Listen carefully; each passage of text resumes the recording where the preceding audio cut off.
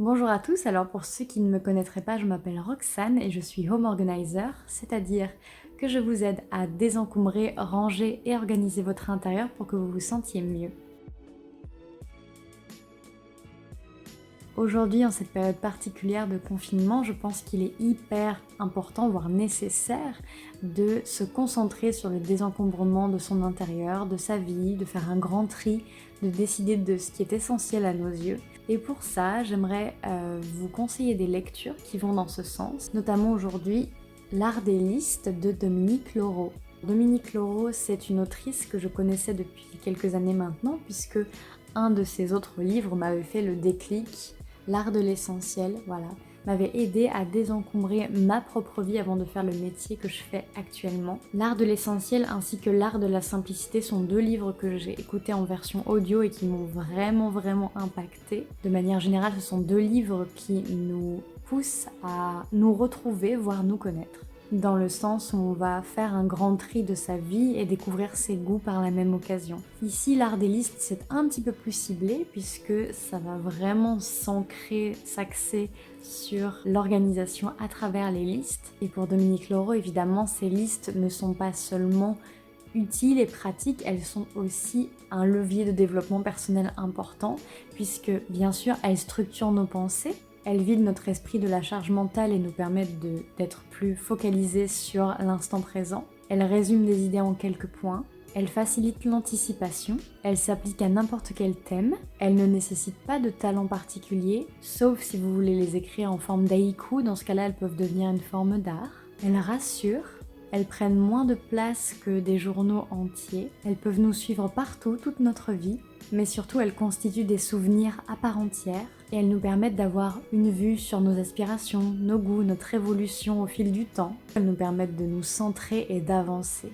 Ce que j'ai apprécié dans ce livre de Dominique Lauraud et que je retrouve dans toutes les lectures de Dominique Lauraud, c'est le côté accessible, à la fois dans le style d'écriture qui est très abordable, mais aussi dans le fait qu'on n'ait pas besoin d'investir financièrement dans du matériel supplémentaire pour accéder au bonheur. J'aime aussi cet esprit zen japonais qu'on retrouve dans toutes les lectures de cette autrice, puisque c'est une Française expatriée depuis plusieurs dizaines d'années au Japon, donc c'est quelque chose, l'esprit zen japonais qui transparaît constamment de par cette bienveillance, cet apaisement, ce calme ambiant. C'est un livre qui est en accord avec ce que je propose en home organizing puisque les listes sont un moyen simple et efficace de structurer son temps, de s'organiser et surtout de se distraire aussi. Vous l'aurez compris, la liste n'a pas seulement un aspect pratique et utile, elle est aussi et surtout agréable, à la fois à concevoir mais aussi à relire. Et ça évidemment c'est un véritable levier de développement personnel, tout comme le fait de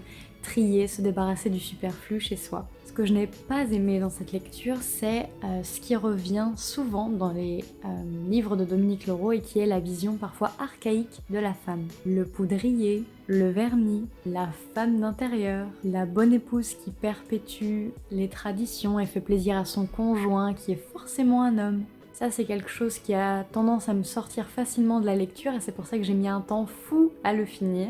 S'ajoute à ça une vision parfois démodée selon moi, qui n'est pas due au fait de vivre au Japon, puisque à mon sens le Japon certes est un pays où la culture est fortement ancrée, mais qui est aussi extrêmement en accord avec son temps très moderne. Je pense donc qu'il s'agit de la manière dont a été élevée l'autrice qui fait que pour moi cela sonne parfois démodé, et beaucoup de conseils ne me parlent donc pas. Parce que nous n'avons pas la même notion de l'essentiel et que je proscris l'idée même de prendre quelque chose avec moi parce qu'on ne sait jamais, ça peut toujours servir. Et du coup, j'ai peur que cette lecture crée du besoin là où il n'y en a pas. Et cette idée, ça vient parfois à l'encontre de ce fameux livre qui m'avait tant fait le déclic, L'Art de l'essentiel. Au cours de la lecture de L'Art des listes, j'avais peur que le lecteur se dise qu'il fallait absolument avoir les mêmes préoccupations et les mêmes objets pour se sentir bien. Lister ses numéros de traiteur préférés, avoir un sac à sac, un sac en nylon pour le sport, un sac habillé pour les soirées, le kit de couture et le kit pour les ongles toujours sur soi, les bandages pour soigner toutes sortes de plaies. Pour moi, ce ne sont pas du tout des essentiels dans ma propre vie et ce n'est pas comme ça que j'ai envie que les gens pensent, personnellement, d'avoir des choses au cas où pour prévenir d'un mal qui n'est pas là et de créer une certaine anxiété. C'est malheureusement cette idée de fin qui a prédominé et qui a provoqué une lassitude dans ma lecture. Et je n'ai pas envie, tout comme pour le bullet journal, c'est quelque chose qui m'avait traversé, je n'ai pas envie de passer plus de temps à faire des listes plutôt que de me concentrer sur ce qui est essentiel dans ma vie et qui doit être vécu. Je pense tout à fait que ce livre a sa place en développement personnel puisque c'est un art trop peu exploité qui est le fait de faire des listes, du moins quelque chose qui est sous-estimé en termes de puissance, mais je ne pense pas qu'il faille que cela dépasse un certain entendement et que les gens se créent des besoins qu'ils n'avaient pas avant. C'est peut-être extrême comme manière de voir les choses, mais c'est vraiment ce que j'ai retenu de cette lecture et comme je vous l'ai dit, c'est pourquoi j'ai eu vraiment du mal à le terminer parce qu'à la fin, il y avait beaucoup de répétitions, beaucoup de... Effectivement, on peut faire des listes de tout. Voilà, écoutez, c'est sur cette note un petit peu brinque-ballante que se termine cette vidéo. Mais dites-moi dans les commentaires si vous avez lu ce livre-ci ou d'autres livres de Dominique Leroux parce que parallèlement à ce livre, comme je vous l'ai dit, qui a vraiment été un coup de cœur pour moi, qui est L'art de l'essentiel, donc l'essence même de se désencombrer du superflu.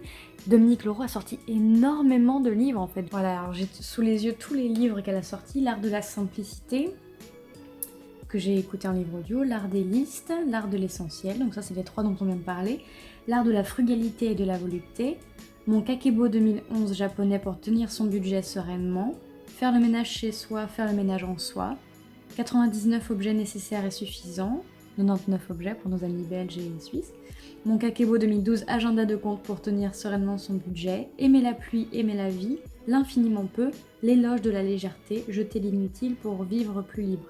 D'ailleurs, L'éloge de la légèreté, c'est un livre que j'ai commencé à lire et qui m'est tombé des mains, puisque vraiment, je trouvais que c'était redondant par rapport à ce fameux livre dont je vous parle depuis le début. Donc, si je n'avais qu'un mot à vous dire pour terminer, trouvez l'essentiel qui est propre à vous, ok?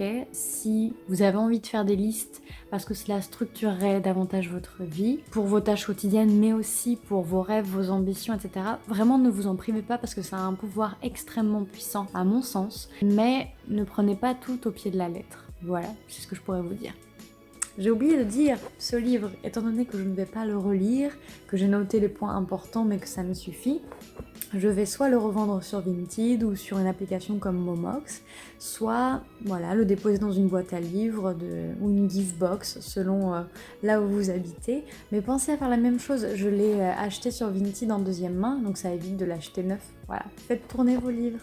Dites-moi d'ailleurs dans les commentaires si vous avez lu un des livres de Dominique Leroux et celui-ci en particulier, ce que vous en avez pensé, ce qu'il faut garder selon vous, qu'est-ce que vous appliquez dans votre vie.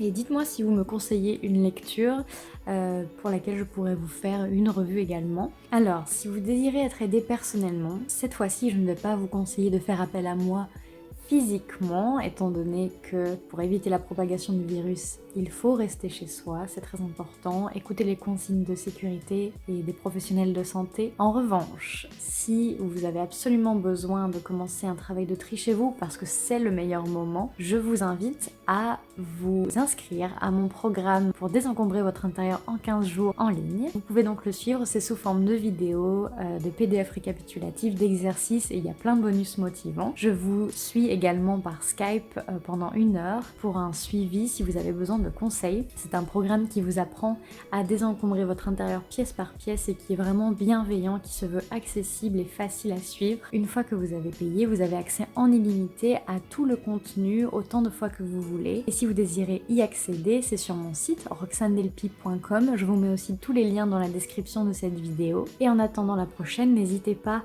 à vous abonner en activant les notifications de cette chaîne pour ne manquer aucune des prochaines vidéos qui sortiront. Et d'ici là, prenez soin de vous, c'est le plus important.